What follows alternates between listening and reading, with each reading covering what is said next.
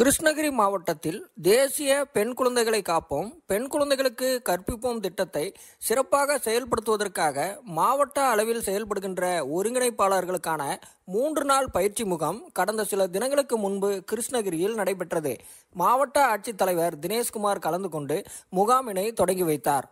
பத்திரிகை தகவல் அலுவலகத்தின் சென்னை மண்டலம் சார்பில் கிருஷ்ணகிரியில் கடந்த சில தினங்களுக்கு முன்பு ஊடகவியலாளர்களுக்கான ஒரு நாள் பயிற்சி அரங்கம் நடைபெற்றது. இதில் பத்திரிகை தகவல் அலுவலகத்தின் தென்மண்டல தலைவர் பழனிசாமி கலந்து கொண்டு தகவல் மற்றும் ஒலிபரப்பு அமைச்சகத்தின் செயல்பாடுகள், ஊடகவியலாளர்களுக்கான நலத்திட்டங்கள் குறித்து எடுத்துரைத்தார். கிருஷ்ணகிரி மாவட்ட விளையாட்டு அரங்கில் 79வது சுதந்திர தின விழா கோலாகலமாக கொண்டாடப்பட்டது. மாவட்ட ஆட்சித்தலைவர் தினேஷ்குமார் தேசிய கொடியினை ஏற்றி வைத்து மரியாதை செலுத்தினார். இந்த நிகழ்ச்சியின் நிறைவில் 39 பயனாளிகளுக்கு சுமார் 58 லட்சம் ரூபாய் மதிப்பிலான நலத்திட்ட உதவிகளையும் வழங்கினார். கிருஷ்ணகிரி அரசு மருத்துவக் கல்லூரியில் முதல் முறையாக கணைய புற்றுநோய் அறுவை சிகிச்சை வெற்றிகரமாக செய்யப்பட்டுள்ளது. 65 வயதுள்ள முதியவருக்கு தொடர் வயிற்று வலி ஏற்பட்டதன் காரணமாக கடந்த வாரம் அரசு மருத்துவக் கல்லூரியில் அறுவை சிகிச்சை செய்யப்பட்டு 65 வயதுள்ள முதியவர் காப்பாற்றப்பட்டுள்ளார். கிருஷ்ணகிரி மாவட்டம் ஓசூரில் 14வது புத்தக திருவிழா கடந்த சில தினங்களுக்கு முன்பு நடைபெற்றது. 12 நாட்கள் நடைபெற்ற இந்த புத்தக திருவிழாவில் 110 அரங்குகள் அமைக்கப்பட்டு லட்சக்கணக்கான புத்தகங்கள் விற்பனைக்கு வைக்கப்பட்டிருந்தது. இந்த புத்தக திருவிழாவின் மூலமாக லட்சக்கணக்கானோர் பயன்பெற்றதாக மாவட்ட நிர்வாகம் தெரிவித்திருந்தது. ஓசூர் வனக்கோட்ட பகுதிக்கு உட்பட்ட தேன்கனிக்கோட்டை வன சரகத்தில் இருந்து காட்டு யானைகள் கிராம பகுதியினை சுற்றி வலம் வந்த நிலையில் வேட்டை தடுப்பு குழுவினர் யானைகளை விரட்டும் போது வேட்டை தடுப்பு வனவர் ஒருவர் படுகாயமடைந்து கடந்த சில தினங்களுக்கு முன்பு கிருஷ்ணகிரி அரசு மருத்துவக் கல்லூரியில் சிகிச்சைக்காக அனுமதிக்கப்பட்டார். இதனை அடுத்து வன பாதுகாப்பு அலுவலர் உட்பட பலர் நேரில் சென்று அவருக்கு ஆறுதல் தெரிவித்தனர். தொடர்ந்து யானைகள் கிராம பகுதிக்குள் நுழையா வண்ணம் கண்காணிப்பு கேமராக்கள் பொருத்தப்பட்டு யானை தடுப்பு குழுவினர் தொடர்ந்து கண்காணித்து வருகின்றனர்.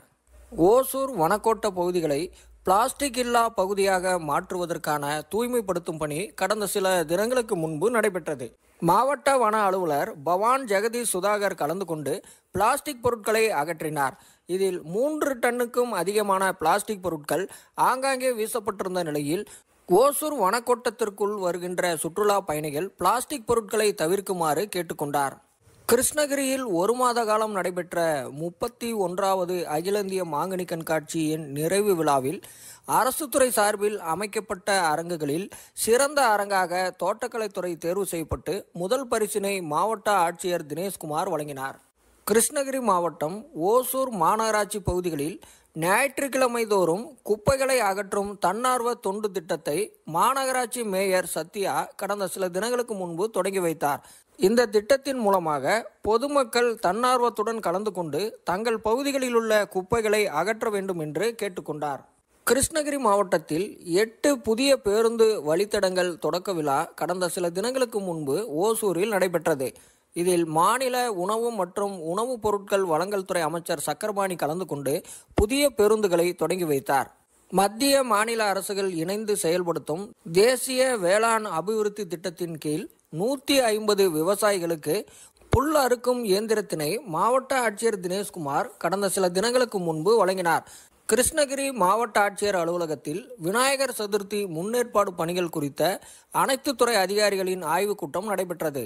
இதில் மாவட்ட ஆட்சியர் தினேஷ்குமார் கலந்து கொண்டு உரையாற்றினார். அப்போது பேசிய அவர், அரசின் வழிகாட்டுதலின்படி சிலைகள் தயாரிப்பதை கண்காணிப்பு அதிகாரிகள் உறுதி செய்ய வேண்டும் என்று கேட்டுக்கொண்டார்.